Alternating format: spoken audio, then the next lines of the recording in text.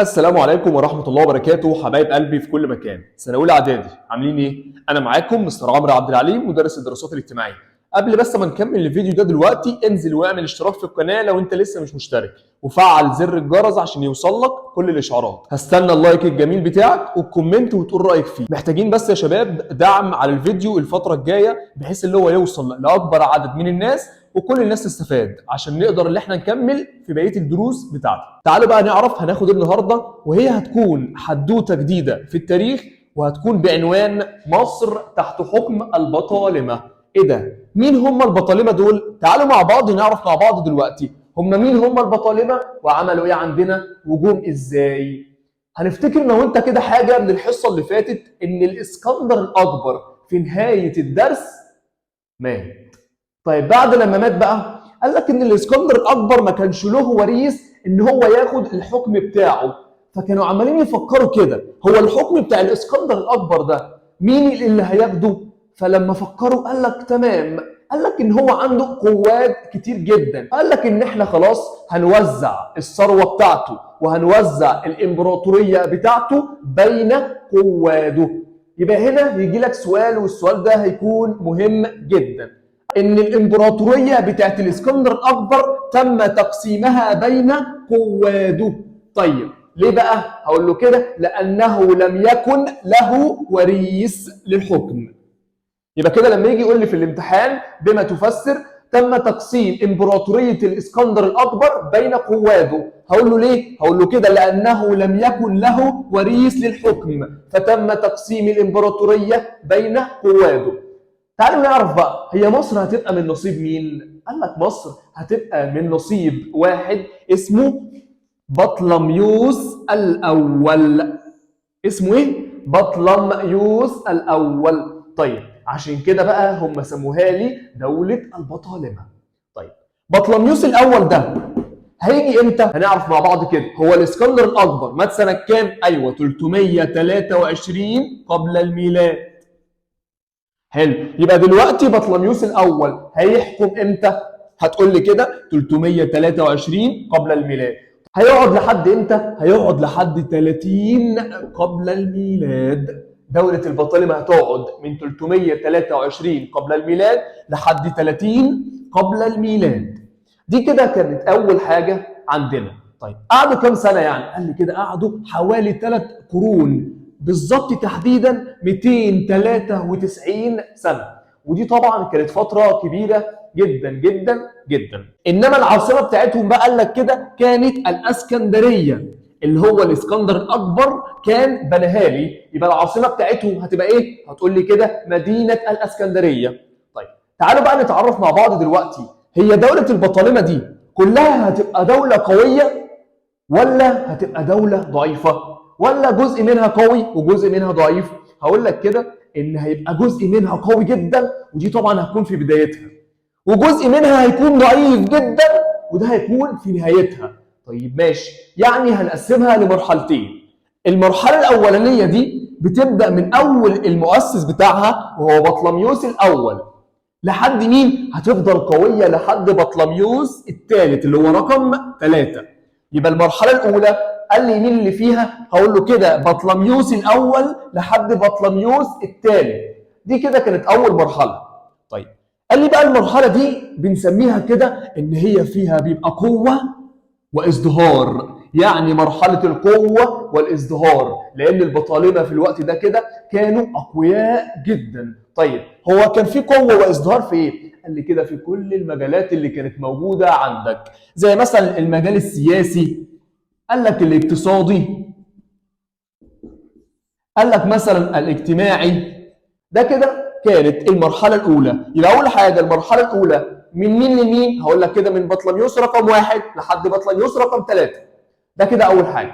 طيب بالنسبة ليها قوة ولا ضعف؟ هقول له لا، دي مرحلة القوة والازدهار، عشان هم ازدهروا وعملوا حضارة كبيرة جدا في كل المجالات اللي كانت موجودة، منها السياسية ومنها الاقتصادية وغيرها من المجالات الكتيرة اللي كانت موجودة. طيب بالنسبة بقى للمرحلة رقم 2 قال لك المرحلة دي بصراحة يعني كانت مرحلة ضعيفة جدا والدولة كانت منهارة يا عيني في الوقت ده. طيب يعني بنسميها ايه؟ ايوه ما انت لسه قايل لي دلوقتي، هنسميها كده مرحله الضعف والانهيار. وهنا يجي لك سؤال مهم جدا، هم ليه سموها لي بمرحله الضعف والانهيار؟ يعني ايه اللي كان بيحصل في الوقت ده كده؟ هقول لك كده، ان لما الملك يكون ضعيف الدوله هتكون ضعيفه. لما يكونوا عمالين يتنازعوا مع بعض الدوله برضه هتكون ضعيفه، الدوله هتكون منهاره. وهقول لك هو فعلا هو ده السبب. واول سبب عندي قال لي كده بسبب ضعف الملوك. يبقى اول سبب عندي هقول له ضعف الايه؟ الملوك. وايه تاني؟ وتنازعهم. في الوقت ده كده كان في ظلم وكان في اضطهاد وكان في ضرائب كتير، فالمصريين طبيعي جدا اللي هم يعملوا ثوره على مين؟ على البطالمه. شاطر جدع.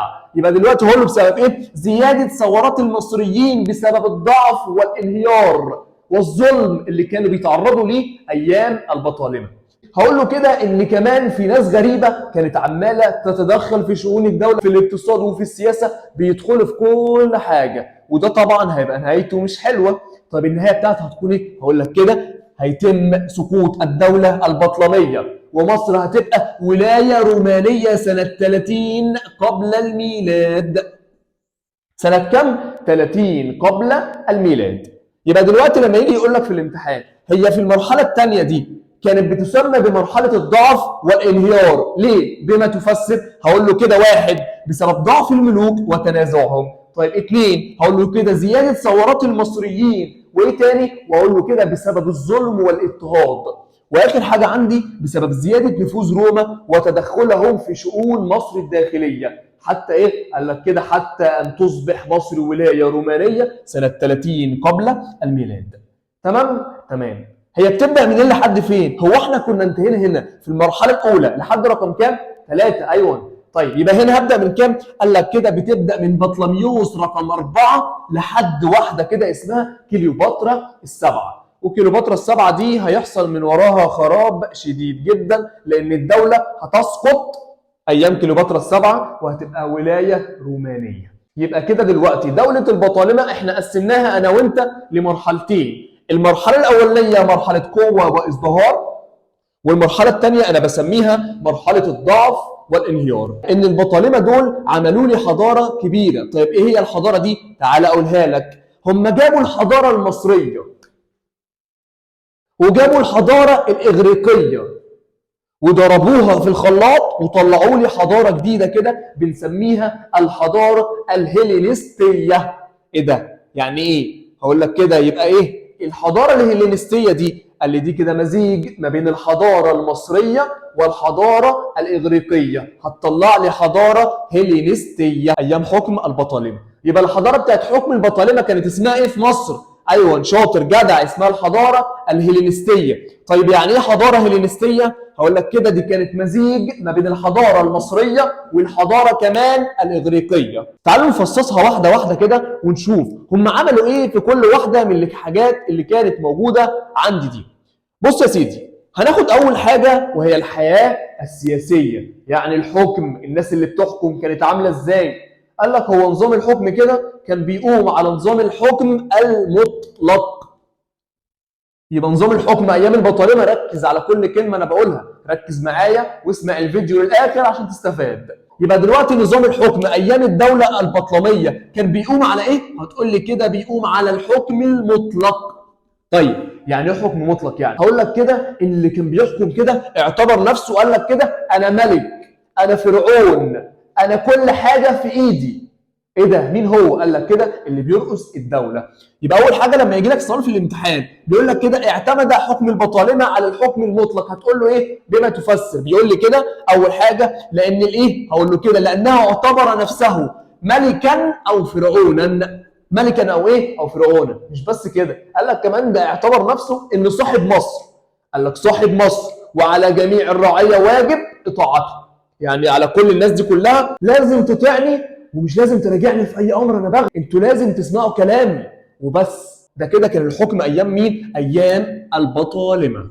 في نظام الحكم ده ان هم كانوا بيولوا المناصب المهمه ما تبقاش للمصريين، امال هتبقى لمين؟ هتبقى لينا طبعا. اللي هم مين هم؟ قال لك الاغريق. يبقى كانوا بيولوا المناصب المهمه للاغريق. يبقى كده اي منصب مهم في الدوله هقول لك كده على طول الاغريق هم اللي كانوا ايه؟ هم اللي كانوا بيتولوه. طيب وده كده كان نظام الحكم اثناء الحكم البطلمي. طيب تاني حاجه بقى هي الاداره كانت عامله ازاي؟ هقول لك كده ان في الاداره قال لك احنا هنبقى على الاقاليم اللي كانت متقسمه زمان. طيب هم كانوا متقسمين زمان لقد ايه؟ قال لك ان هم كانوا مقسمين مصر ل 42 اقليم. تمام؟ والاقاليم دي كانوا مقسمينها لمراكز.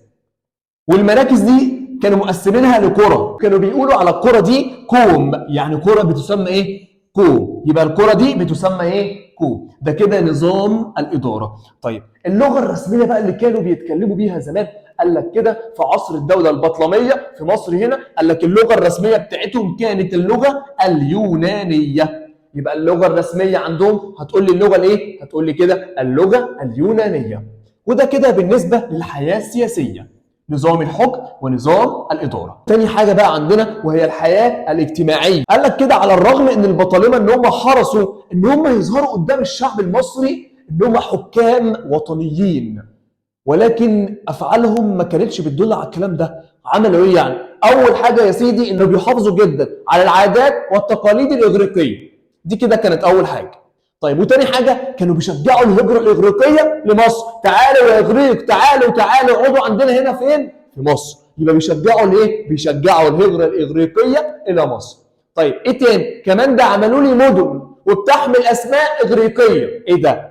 ده كانوا متمسكين جدا بالايه؟ كانوا متمسكين جدا بالحضاره بتاعتهم. يبقى عملوا ايه؟ هقول لك كده اقاموا المدن كانت تحمل اسامي اغريقيه. اديني مثال، هقول لك كده زي مدينه اسمها نقراطيس. طيب دي موجوده فين؟ هقول لك كده موجوده حاليا في محافظه البحيره. في محافظه الايه؟ البحيره. طيب ماشي، عملوا ايه تاني؟ قال لي كمان ده اقاموا الايه؟ المعاهد اللي هي معاهد الجيمنازيوم. طيب وايه تاني؟ والمسارح. طيب هم كانوا عاملينها ليه؟ قال لك كده لنشر الثقافه الاغريقيه. يبقى اقاموا معاهد الجيمنازيوم والمسارح. طيب ليه؟ بما تفسر هقول له كده لنشر الثقافه الاغريقيه. طيب السؤال هنا هيجي لي ازاي؟ هيقول لي هنا دلل. على الرغم ان البطالمه حرصوا على الظهور امام الشعب المصري كحكام وطنيين، ولكن ايه؟ هقول له كده بيحافظوا على العادات والتقاليد الاغريقيه. طيب تاني حاجه كانوا بيشجعوا الهجره الاغريقيه لمصر. طيب وثالث حاجه اقاموا بعض المدن كانت تحمل اسامي اغريقيه. طيب زي ايه مثلا؟ زي مدينه اسمها نقراطيس ودي موجوده في البحيره. طيب واخر حاجه قال لك كده اقاموا المعاهد اللي هي معاهد الجيمنازيوم والمسارح لنشر الثقافه الاغريقيه. طيب دي كده كانت تاني حاجه عندنا وهي الحياه الاجتماعيه. تعالوا بقى نعرف هم في الحاله الاقتصاديه عملوا ايه؟ قال لك ان البطالمه الاوائل اللي هم اول واحد والثاني والثالث اهتموا اهتمام كبير قوي بالزراعه وكمان الصناعه وكمان التجاره. طيب ليه يا سيدي؟ قال لك ان بطلميوس رقم واحد كده اللي هو بطلميوس الاول كان عايز يعمل دوله قويه. كان عايز يعمل ايه؟ قال لك كده دوله قويه سياسيا واقتصاديا، فكان لازم يهتم بالزراعه والصناعه والتجاره. طبعا انا دوله لو عايز ابقى دوله قويه فكان لازم ان انا اهتم بالزراعه والصناعه والتجاره اللي هو الحياه الاقتصاديه، ودي كانت طبعا مهمه جدا جدا جدا. طيب هيهتموا بيه بقى في الحياه الاقتصاديه؟ في الزراعه والصناعه والتجاره. ما تيجي نعرف في الزراعه عملوا ايه؟ كان لازم يظبطوا نظام الري اللي كان موجود عندهم. يبقى اول حاجه هقول لك كده اصلحوا نظام الري، فشقوا الترع والقنوات واقاموا الجسور. يبقى دلوقتي اول حاجه عندنا في الزراعه عملوا ايه؟ يقول لي دلل على اهتمام البطالمه بالزراعه. هقول له كده حيث قاموا باصلاح الايه؟ اصلاح الري، فشقوا الترع والقنوات واقاموا الجسور. مش بس كده، ده كمان دخلوا لي ادوات جديده ما كانتش موجوده زمان وهي الساقيه. يبقى مين هو اللي دخل الساقيه عندنا؟ قال لك كده البطالمه. دخلوا لي اشجار مثمره جديده ما كانتش موجوده برضو عندي، زي مثلا ايه؟ قال لك كده زي الزيتون والتفاح والرمان. يبقى 3 حاجات كده ما كانوش عندنا. مين اللي دخلهم؟ البطالمه. يبقى الزيتون والتفاح والرمان. طيب عملوا لي ايه تاني؟ قال لك كده دخلوا لك كمان سلالات حيوانات جديده. ده كده بالنسبه للزراعه. نخش على تاني حاجه وهي الصناعه. قال لك ان بطلميوس الاول ده اعتبر نفسه انه الصانع الاول وهو نمبر 1، مش محمد رمضان، هو نمبر 1. عمل ايه يعني؟ قال لك كده احتكر بعض الصناعات احتكر ليه؟ قال لك احتكر السوق، تمام، وانا نمبر 1 وانا اللي هعمل كل حاجه وانا اللي هصنع، وهسيب لكم كده شويه فتافيت تبقوا ايه؟ تبقوا تصنعوها او تبقوا ايه؟ تتاجروا فيها. اول حاجه يا سيدي اهتم بصناعه الزيوت، دي اول حاجه. طيب وايه تاني؟ قال لي كمان ده اهتم بالمنسوجات وخاصه الكتان، خاصه الايه؟ الكتان. وقال لهم كده بعض الاصواف ممكن تاخدوها انتوا بقيه عامه الشعب تصنعوا فيها، ما فيش مشكله، ولكن انا بطلميوس الاول لازم اخد الكتان وانا اللي اختار كل حاجه ومحتكر كل حاجه، وابقى اديكم شويه حاجات كده زي الايه؟ زي الصوف. يبقى كده في الصناعه ايه اللي حصل؟ اعتبر نفسه كده بطلميوس الاول الصانع الاول. عمل ايه يعني؟ هقول له كده قام باحتكار صناعه الزيوت، قام بصناعه المنسوجات من الكتان، ولكن قام بترك الصوف لباقي الشعب. الصناعه دي يا سيدي في شويه حاجات كده عملها لي كانت مزدهره في الوقت ده، شويه صناعات. طيب ايه هي الصناعات دي؟ قال لك مثلا زي صناعه الورق، زي العطور، زي الحلي، زي الزجاج. دي الحاجات اللي كانت مشتهره ايام العصر البطلمي. التجاره بقى اللي حصل فيها، قال لك التجاره دي كان ماسكها من ايد من حديد، كان عامل رقابه على الاسواق الداخليه، يعني كان عمال يراقب الناس كده ويراقب الاسواق الداخليه يشوف الدنيا فيها ايه، الناس بتعمل ايه. تاني حاجه كان عامل رسوم على ايه؟ قال لي كده كان عامل رسوم على التجاره الخارجيه. يعني ايه رسوم على التجاره الخارجيه؟ يعني مثلا لو اي حاجه جايه لي من بره لازم تدفع فلوس عشان تعدي وتعرف تبيع الحاجه بتاعتك في مصر عادي. يبقى كان عامل ايه؟ رسوم على التجاره الخارجيه. وكمان قال لك كده لازم نعمل عمله. طيب العمله بتاعتها هتبقى عامله ازاي؟ قال لك كده العمله هتكون عمله معدنيه، ممكن تكون ذهبيه وممكن تكون فضيه. تعالوا نراجع التجاره تاني. عمل ايه في التجاره؟ هقول له كده كان عامل رقابه على الاسواق الداخليه، كان عامل رسوم على التجاره الخارجيه، اهتم بالعملات المعدنيه فقام بانشاء العملات الفضيه والذهبيه، الفضيه والايه؟ والذهبيه. ده كده بالنسبه للتجاره والصناعه والزراعه. يعني كده بالنسبه للحياه الاقتصاديه كامله مكمله.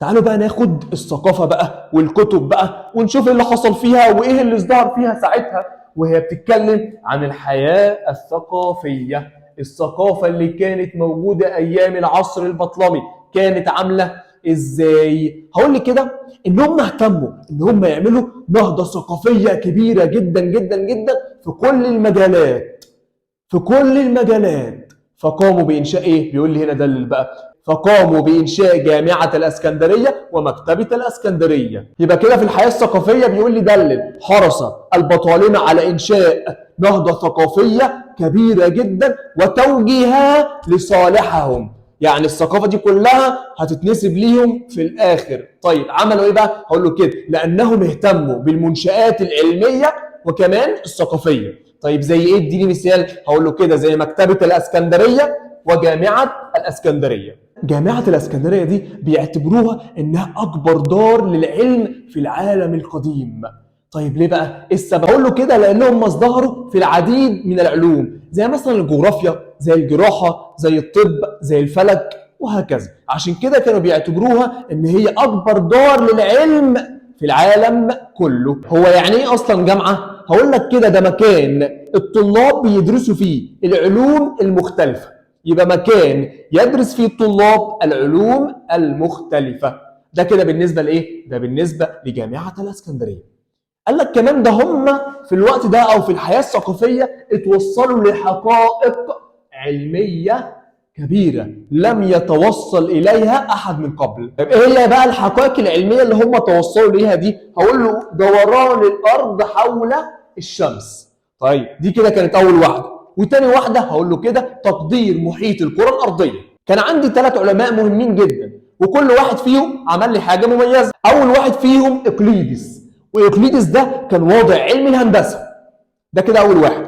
طيب مانيتون، طيب قال لك كده مش انت خدت في الترم الاول ان التاريخ المصري القديم كنا مقسمينه ل 30 اسره؟ قال لك ايوه انا فاكر. طيب مين بقى اللي عمل ال 30 اسره ده؟ قال لك مانيتون. يبقى هو المؤرخ الذي قام بتقسيم مصر القديمه ل 30 اسره. طيب بالنسبه لارشميدس، قال لك ارشميدس ده صاحب قانون كده بنسميه قانون الطفو، يعني الحاجه اللي بتطفو على الماء. يبقى كده ال3 علماء عندنا اقليدس، مانيتون، ارشميدس. اقليدس ده صاحب علم الهندسه.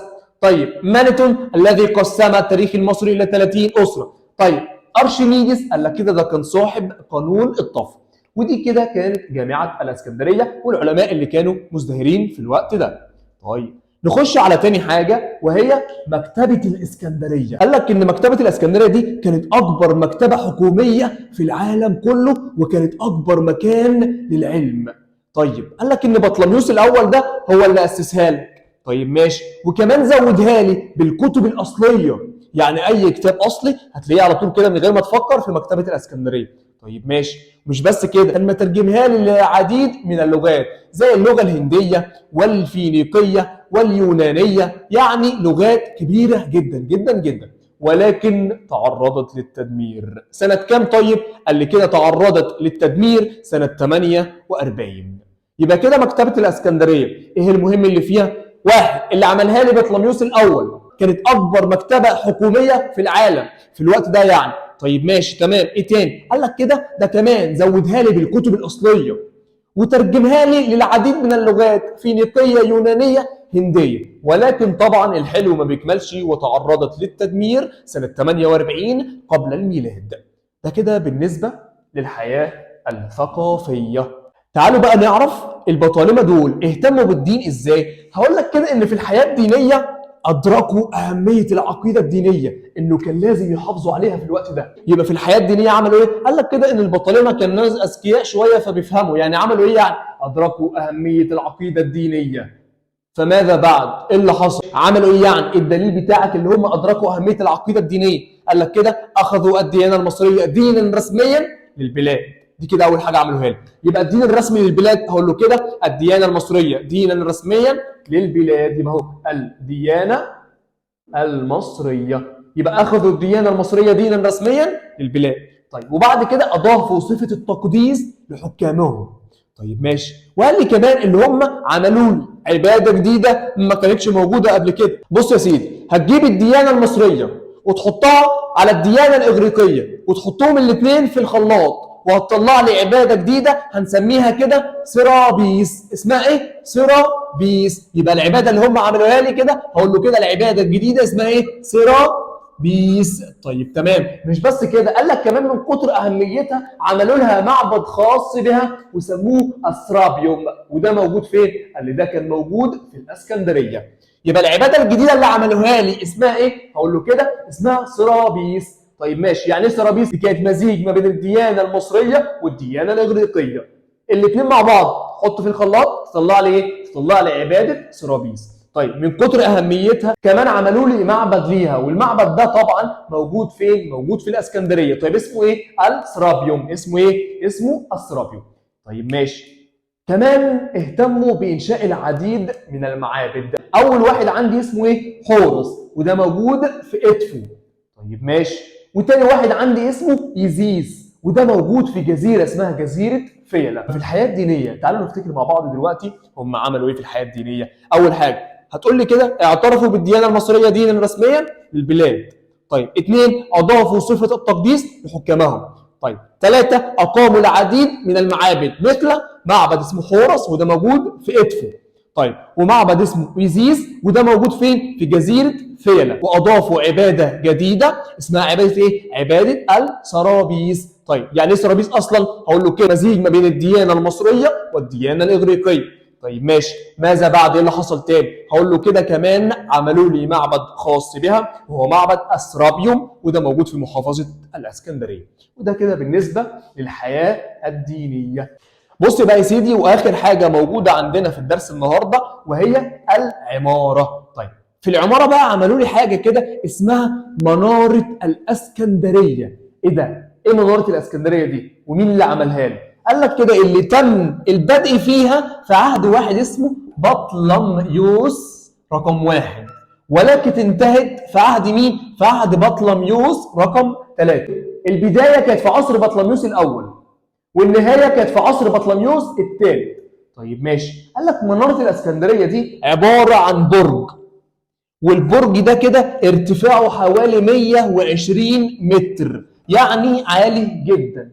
وكمان بيتكون من 3 طوابق. 3 ايه؟ طوابق. طب اديني بقى مهمتي. بيقول لي كده بما تفسر اهميه مناره الاسكندريه. هقول له كده لارشاد السفن في البحر. لارشاد الايه؟ هقول له كده ارشاد السفن في البحر. يبقى كده دلوقتي اهميه مناره الاسكندريه هقول له كده لارشاد السفن في البحر. لارشاد السفن في الايه؟ في البحر. طيب هو من كام طابق؟ ايوه من 3. طيب ارتفاعه قد ايه؟ 120 متر.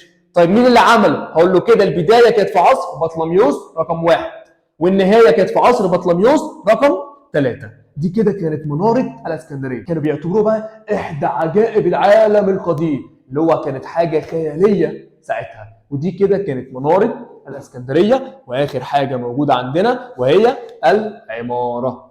بالمناسبه قبل ما نختم كنت انا عامل لكم دلوقتي الحياه الثقافيه والدينيه والعماره، كنت عاملهم على شكل اصوات كرتونيه سهله الفهم. ممكن انزلها لكم دلوقتي في فيديو. لو حابين ان انا انزلها لكم في فيديو لوحده ممكن تقولوا لي في الكومنتات دلوقتي نزلها لنا بطريقه حلوه جدا وبطريقه سهله جدا وباصوات كرتونيه وكلنا كنا حابين. هستنى في التعليقات دلوقتي تقولوا لي انزلها لكم ولا لا. ده كده بالنسبه لدرس النهارده هو مصر تحت حكم البطالمه. قبل بس ما تقفل الفيديو دلوقتي انا محتاج منكم دعم كامل عشان نقدر ان احنا نكمل بقيه الدروس. الفيديو بنتعب فيه جدا فمحتاجين دعم منكم وتقدير منكم عشان نقدر نكمل ونقدر ان احنا نكمل بقيه الدروس بتاعتكم. والسلام عليكم ورحمه الله وبركاته حبايب قلبي.